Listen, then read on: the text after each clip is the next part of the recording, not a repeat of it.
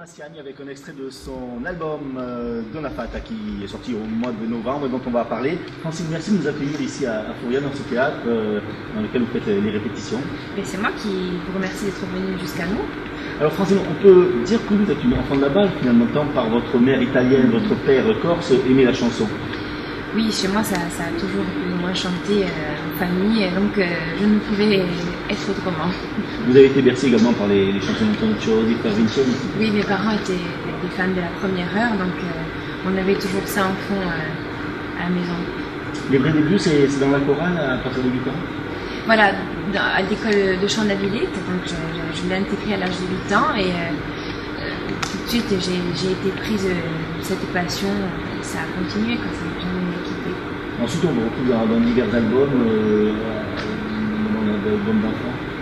Oui, donc nous avons réalisé un disque donc, avec cette école de chant qui s'appelait Sogni Zitelli et qui à l'époque était dirigé par Michel Frassat et José Philippe qui a la guitare. Donc voilà, ça a abouti à un joli disque que j'ai été surprise et agréablement puisque maintenant dans les écoles, j'ai vu qu'on apprenait ces chansons-là aux enfants et c'est super. Ensuite, il y a eu ce véritable démarrage, si on peut dire, avec le challenge de la chanson corse. Oui, ensuite j'ai participé à un concours donc, qui était donné sur l'île qui s'appelait le Challenge des Vacances. J'avais remporté ce prix et donc voilà, c'est une expérience en plus, à chaque fois c'était chouette. C'est vraiment là que vous avez découvert la scène en fait? La scène, oui, plus ou moins, oui, vraiment, oui. C'était les premières fois où j'ai chanté sur scène devant le public, oui, on peut dire ça. Oui. Et ensuite, donc, c'était en vous aviez envie de continuer la chanson, en faire un métier? Oui, j'ai toujours eu ce rêve quelque part dans ma tête. Moi, comme vous disiez au départ, ma maman est italienne, donc elle écoutait tout ce qui était chansons italiennes, chansons napolitaines, jusqu'à Alida. Donc moi, je rêvais à travers ces femmes, ces artistes. Je les trouvais, bon, d'abord, c'était des femmes qui chantaient, qui avaient ces voix sublimes, mais elles étaient très scéniques. Et donc, quelque part, le monde du spectacle m'attirait déjà. Et donc, il y a toujours eu cette idée, c'était un rêve d'enfant. Puis après, voilà, j'ai tout fait en sorte, j'ai fait en sorte pour réaliser vraiment ce disque, d'essayer de ce chemin, autour des petites fées m'ont aidé, quoi, de ce Donavad. Et voilà, c'est une passion donc, que j'ai, ce rêve que j'ai depuis l'enfance. Avec le recul, qu'est-ce que vous retenez de votre passage à la Nouvelle Star? Eh bien, je suis en 2006 en 2005, Nouvelle Star. Mais je suis ravie d'y avoir participé. Vraiment, ça m'a beaucoup apporté au niveau de l'expérience. On se dénature, on part, on pas chez soi. Moi, je sortais de mon île, entre guillemets, depuis aussi longtemps. On rencontre des professionnels, on est jugé par des professionnels, on apprend la musique, faire plein de choses et c'est une très belle expérience. Ça m'a permis de pousser mes limites plus loin. Là, on vous juge sur plusieurs registres en fait. Oui, tout à fait. Mais quand vous partez, que vous participez à ce genre d'émission, c'est-à-dire les crochets, vous savez à quoi vous attendez, vous savez l'enjeu, vous savez le challenge, on va vous demander de chanter des chansons qui ne sont pas forcément de votre couleur. C'est différent du casting. Le casting est beaucoup plus, j'ai trouvé beaucoup plus épanouissant parce que vous arrivez avec votre univers, avec votre chanson, vous passez avec devant un jury avec une chanson de votre choix, donc c'était un peu plus facile. Ensuite, ça commence à se corser un petit peu puisqu'on vous impose, on essaie de vous diriger, de faire des choses, d'essayer des choses différentes pour voir ce que vous êtes capable d'amener, de défendre. Donc, mais je ne regrette pas. Il y a eu des retombées? Des retombées, disons que les retombées, c'est peut-être au niveau de la médiatisation à un moment donné. Voilà. Et ensuite, la route est longue, le chemin est peut-être un peu plus difficile quand vous sortez de ce genre de jeu.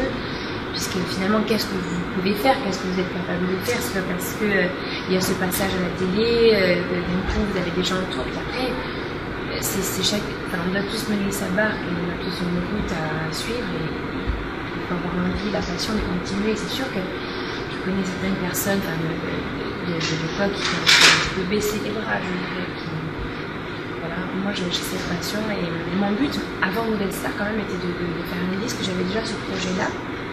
Et en fait, Nouvelle Star m'a permis de mûrir peut-être plus dans le style, des choses que je recherchais, que j'attendais. le chemin de la musique. Autre belle expérience, celle avec Colomba, avec Orlando Furioso. Alors l'expérience du théâtre, c'était la première fois pour moi. Quand il m'a demandé ça, je me suis dit, mais il est fou. J'ai dit, mais qu'est-ce que tu veux que je fasse? J'ai pas fait d'école de théâtre, je suis pas comédienne. Oui, alors quand il a quelque chose à faire. Et donc, il m'a auditionné, il m'a formé un petit peu, parce que c'est quand même un rôle fort. Colomba, c'est dramatique quand même. Mais j'ai pris beaucoup de plaisir et ça m'a beaucoup apporté pour la scène. C'est très complémentaire en fait. Alors avant de vous retrouver sur ce CD, on vous a retrouvé notamment sur les albums d'Anton Cho, d'Inchel Mallory également. Tout à fait. J'ai eu la chance de pouvoir participer à leur album puisque ce sont deux artistes que j'admire et il va sans dire que lorsqu'ils m'ont demandé de participer, j'étais vraiment fière. Déjà parce que je les admirais artistiquement, mais également pour ma famille, pour mes parents. C'était une double joie, je dirais. C'était deux très belles aventures, deux très belles expériences. Puis bon, avec Michel Mallory, il y a des dates à venir, donc je ne connais pas encore la scène avec lui, je connais le studio, mais pas la scène. Alors, l'histoire de ce joli album, composé surtout de chansons d'amour. Oui, c'est un thème, c'est vrai que c'est un thème qui a été écouté, réécouté, traité, retraité, et on se dit, mais qu'est-ce que moi je vais pouvoir raconter?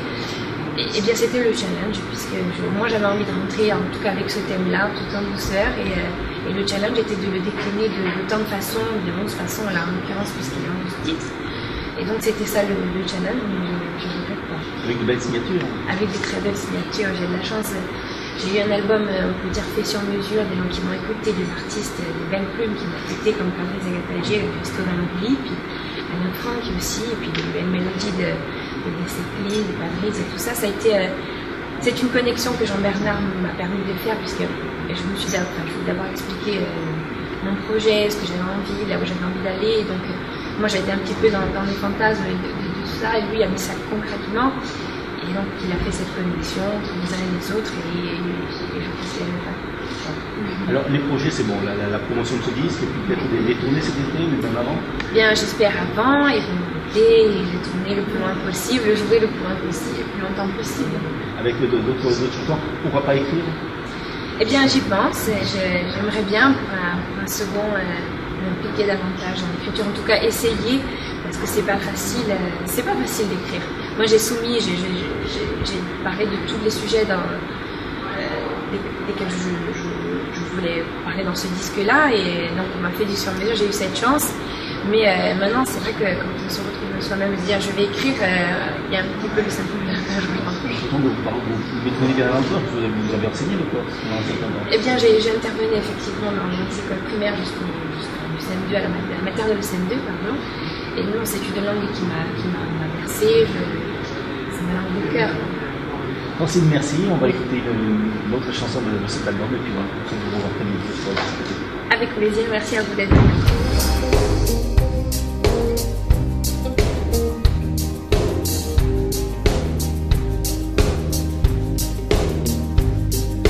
Dell'azzurro a giallo, del tombello che voglio sfasciare.